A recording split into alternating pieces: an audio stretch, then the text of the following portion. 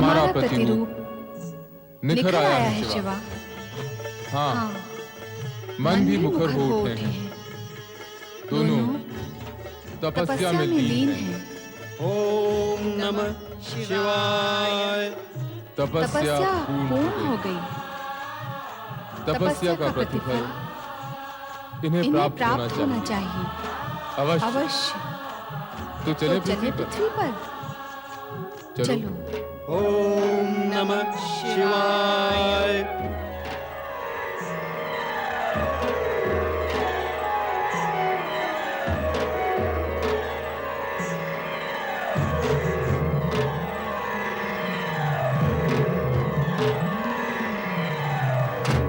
ओम नमः शिवाय।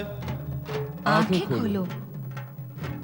हमसे उत्पन्न पुरुष एवं प्रकृति, आंखें खोलो।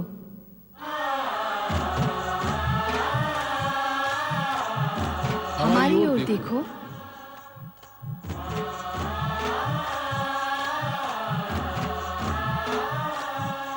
हम तुम्हारी तपस्या से प्रसन्न हैं।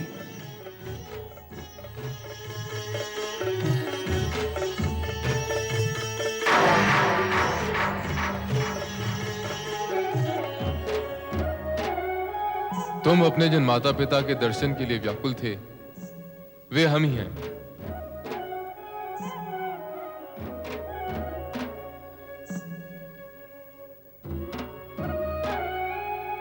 तुम जानना चाहते थे कि तुम्हारी उत्पत्ति कैसे हुई। वे हम ही हैं जिनके द्वारा तुम्हारी उत्पत्ति हुई है। मैं तुम्हारा पिता हूं। मैं तुम्हारी माता हूं। आपका नाम क्या है? मेरा नाम शिव है। आपका नाम क्या है? मेरा नाम शिवा है। तुम दोनों ने हमारी आज्ञा का पालन करते हुए आदर्श नर नारी का रूप प्रस्तुत किया है। हम तुम दोनों से प्रसन्न हैं। कहो, तुम क्या चाहते हो?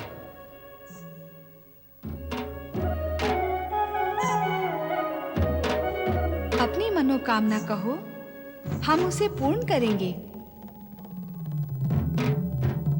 हम क्या बताएं कि हम क्या चाहते हैं? हमारी मनोकामना क्या है, हमें ज्ञात नहीं। हम आप ही से उत्पन्न हुए हैं। आप ही बताएं कि हमें क्या मांगना चाहिए। हाँ, उचित यही होगा कि आप हमें बताएं कि हमें क्या चाहिए। प्रभु, हमसे उत्पन्न इन जगत के प्रथम नरनारी युगल की तपस्या को अमर करने के लिए आप सदा सदा के लिए काशी विश्वनाथ ज्योतिर्लिंग के रूप में प्रतिष्ठित हो जाएं। आपके ज्योतिर्लिंग की आराधना से काशी में मुक्ति कामना से आए आपके भक्तों का कल्याण होगा। तथास्तु।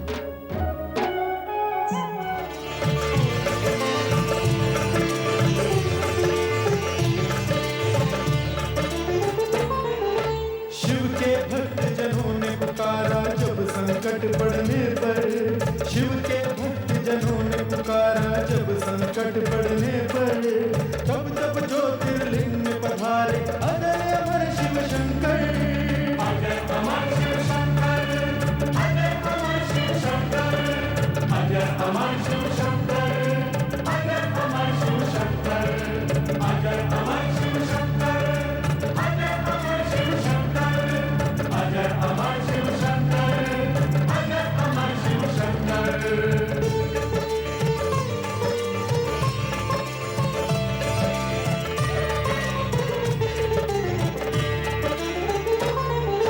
काशी नगरी वाराणसी में ज्योतिर्लिंग है विश्वेश्वर। मुक्ति धाम है ये काशी जो शिव जी का है प्रिय नगर। अविमुक्तेश्वर लिंग है जिसकी स्वयं प्रभु ने स्थापना की। इस लिंग की हर शिवधन ने पाशुपत योग से पूजा की। यही पे प्रकृति और पुरुष ने शिव शक्ति का ध्यान किया। उनको अर्पित होके अर्जित यही पे मन का ध्यान किया। काशी के विश्वेश्वर लिंग की महिमा कहीं न जाए। इनके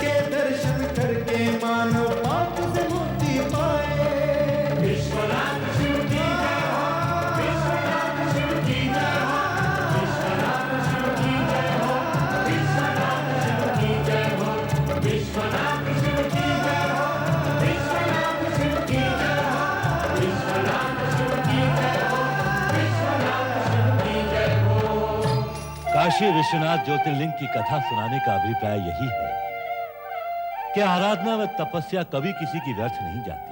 हाँ भगवान, संपूर्ण कथा का भावसार यही है कि आराधना भक्त को भगवान तक पहुंचाती है।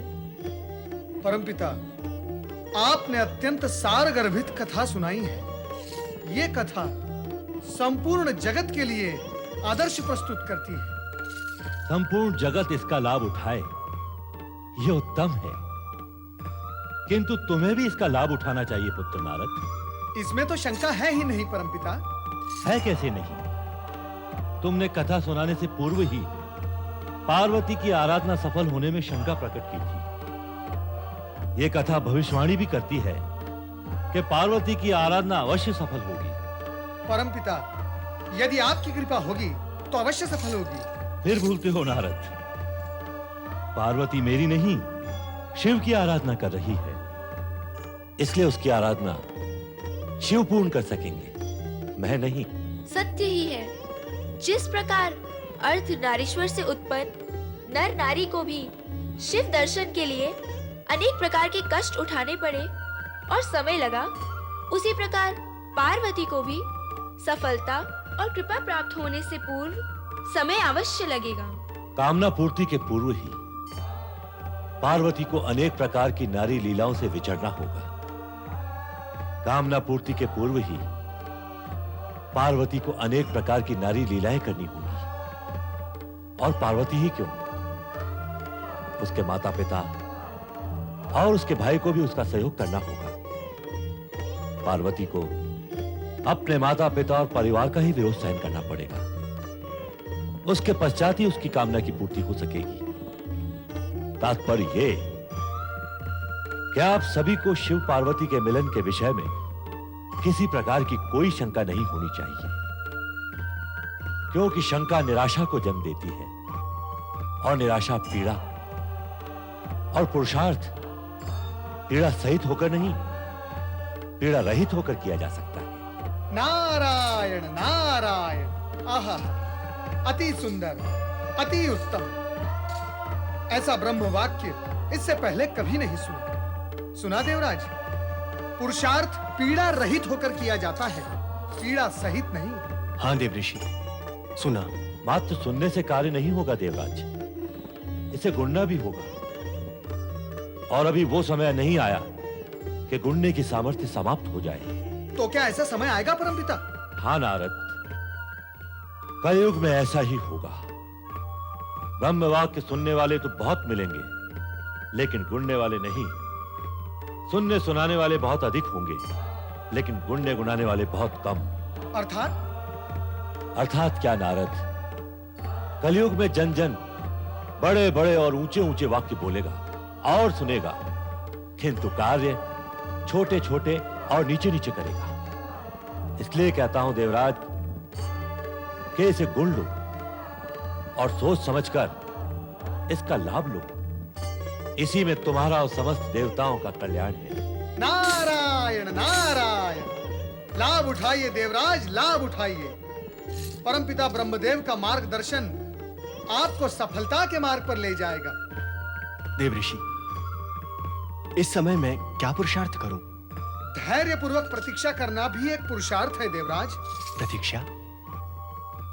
प्रतीक्षा ही तो मैं कर रहा हूं। विवशता से नहीं देवराज, विवशता से नहीं, धैर्य से। विवशता से की गई प्रतीक्षा में खीज, पीड़ा और निराशा होती है, किंतु धैर्य से की गई प्रतीक्षा में आनंद और भविष्य की सुखद कल्पनाएं होती हैं। दुख तो इसी बात का है कि इन सब बातों का ज्ञान होते हुए भी तारकासुर के अत्याचारों ने मेरे विवेक और मेरी बुद्धि को कुंठित कर दिया है। मेरा विचार है अब हमें चलना चाहिए देवराज। क्षमा करें ब्रह्मदेव, हम आपको बार बार आकर कष्ट देते हैं। वो तुम्हारा अधिकार है देवराज। नारायण नारायण। तो अब भविष्य में क्या कार्यक्रम है देवराज? ऐसे ब्रह्म वाक्य सुनने के पश्चात धैर्य पूर्वक प्रतीक्षा करने के अतिरिक्त और क्या कार्यक्रम हो सकता है देवऋषि? ब्रह्मदेव ने काशी विश्वनाथ ज्योतिर्लिंग की इतनी अर्थपूर्ण कथा सुनाई, उसका कुछ भी लाभ नहीं उठाएंगे? नारद, देवराज मेरा अभिप्राय नहीं समझ रहे हैं। मां, मैं समझा देता हूं। अर्धनारीश्वर के तन से उत्पन्न नर नारी को शिव कृपा और शिव दर्शन शिव आराधना से ही प्राप्त हुए थे। पार्वती को भी शिव आराधना से ही शिवजी प्राप्त होंगे। इसीलिए मनोकामना पूर्ति और सफलता के लिए शिव आराधना अनिवार्य है। शिव आराधना करने से शिव प्रसन्न होकर मनवांछित फल प्रदान करेंगे। ब्रह्मदेव, केवल मैं ही नहीं, हम सभी देवगण मिलकर शिव आराधना करेंगे। हाँ, अवश्य करेंगे। कल्याण भव।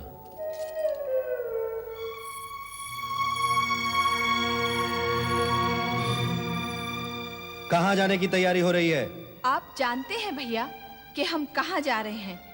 जानता हूं, लेकिन तुम्हारे मुंह से सुनना चाहता हूं। तो सुनो, मैं अपनी सखियों के साथ शिव आराधना के लिए हिमगिरी शिखर पर जा रही हूँ। मैं तुम्हें वहां नहीं जाने दूंगा। क्यों? तुम जानती हो। जानती हूँ, पर आपके मुख से सुनना चाहती हूँ।